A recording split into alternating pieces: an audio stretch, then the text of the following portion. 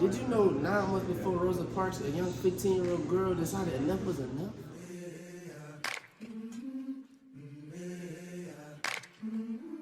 I've been walking with my face turned to the sun. Haven't figured it out yet? It's Claudette Colvin, American pioneer in the 1950s civil rights movement.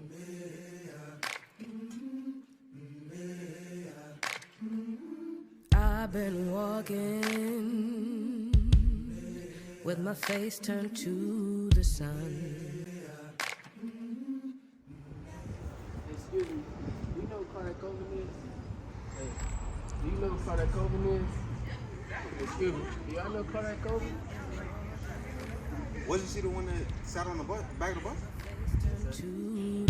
Few people know the story of Claudette Colvin. When she was 15, she refused to move to the back of the bus and give up her seat to a white person.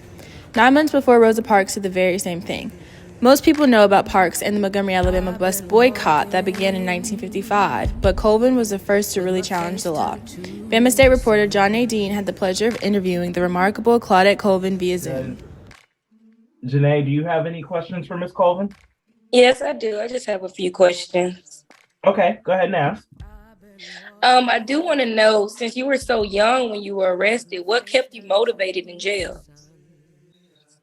What kept me motivated in jail? Well, I was sitting there praying my Christian belief. My Christian belief at the early age.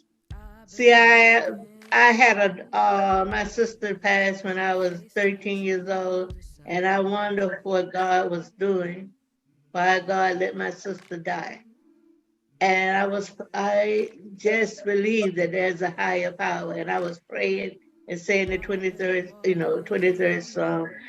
And then we were studying Edgar Allan Poe, and you know how eerie his poems are. So that, and I started to say, I was thinking about him, the Raven, that one of his poems. And that's what kept me motivated in the heart, that I would get out and that the children would tell me, would go to my parents and let them know that I was in jail and that they wouldn't run home and wouldn't tell anyone. So that's what kept me going. My next question is, with the knowledge that you know now, what advice would you give young Claudette? What advice would I give young Claudette? I would tell young Claudette, get in a group of young black women. What age you tell a teenager Claudette? The teenager Claudette. Teenage Claudette. Yes, don't party too much. Have quality time, study hard, and put a little time in, try to listen to your parents and listen to your instructors. Sometimes it's boring, but it'll benefit you later on in life. So study hard.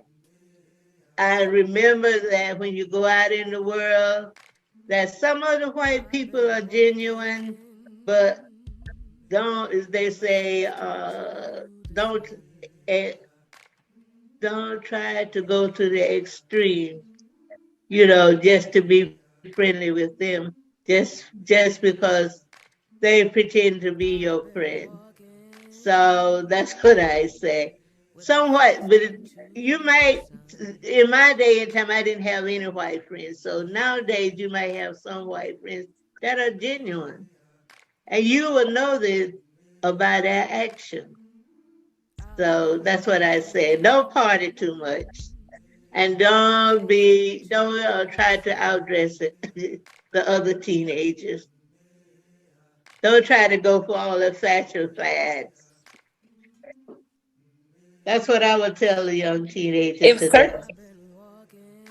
Yes. If the circumstances were different back then, with them saying Rosa Parks fit the profile, do you feel history would have gone a different way if you were that profile person at the time? Probably not, because they thought that I would be an extremist like Angela Davis, but I wouldn't have been an Mm. extremist, because look at how I lived through. I lived anonymously, so that means that I wasn't very highly emotional as they said I was.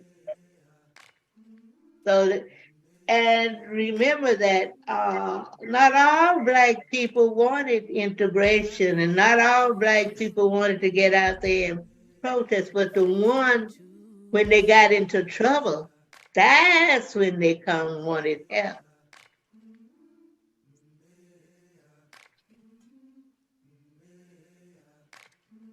And this will be my last question. What advice would you give young activists today? What advice would I give young? Well, today, stand up for your rights and be very well organized, because you have computers nowadays, and you have all the communication system that we didn't have in our day and time, done ML King time. So have have more have a leader and someone that if something happened to you that can take over if they incarcerate you. So the movement won't stop. So be well organized. That's what I say. Be well organized, and the word don't be, what is the word, Randy? Egotistic. Don't be too egotistic. Ego, where you want to it's over with them. Janae, you gone? You gone. No, everybody's still Sorry, here. You're sorry good. about that. Oh yeah, I said The lights in the building. where their ideas you be arguing in the group, and the group will get destroyed because of a disagreement. So that's what I say about the organization today. And out there, and you have to have funds. That's what you have to have, funds. Have to have someone to back you.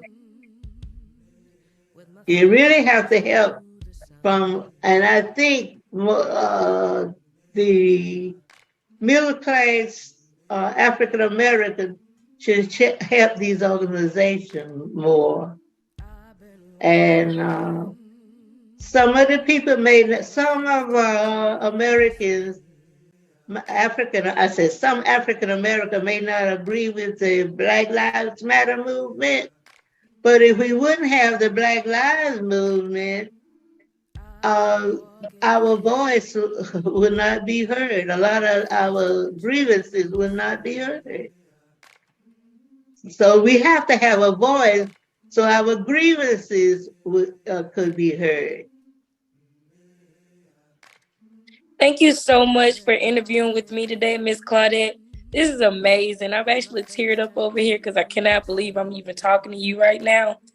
Thank And you I so can't much. believe I'm talking to you, and I have to pinch myself and see, my goodness, I have to really pinch myself.